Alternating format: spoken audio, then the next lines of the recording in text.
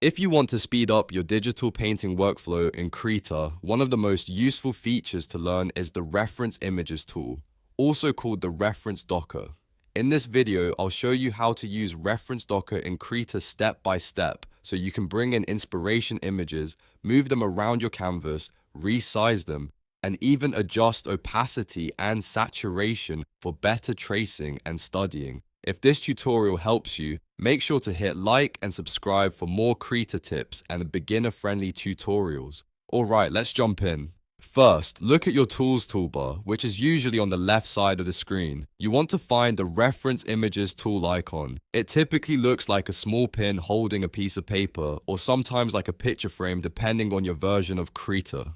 Click that icon to activate the tool. Once it's selected, Krita knows you want to place and manage reference images on your workspace. Next, move over to the Tool Options Docker, which is usually on the right side of the screen. This Docker gives you all the settings you need for the reference image. Inside it, you should see a plus button, often labeled as Add Image. Click that button to load your reference. A file browser will open, and from there you can browse your computer and select the image you want to use. Once you find the file, click Open, and the reference image will appear directly on your canvas. Now that your reference is loaded, you can start positioning it.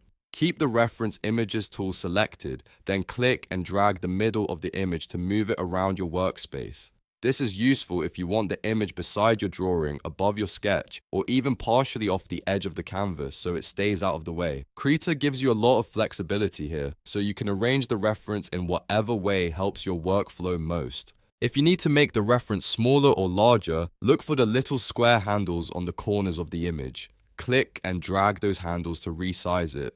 This is especially helpful when you want to compare proportions, facial features, poses, or object details without constantly zooming in and out. Another very useful setting is opacity. In the Tool Options Docker, use the opacity slider to make the reference more transparent.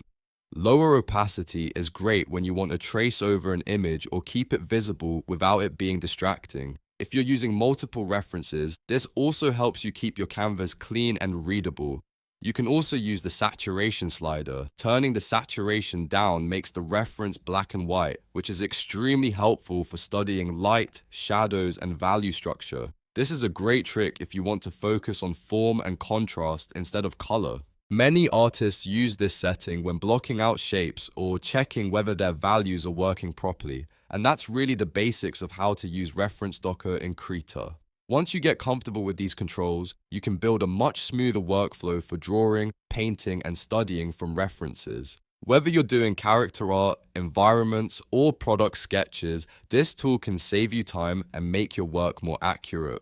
If this tutorial helped you out, please give it a like, subscribe for more Krita tutorials, and turn on notifications so you don't miss the next one. Thanks for watching, and I'll see you in the next video.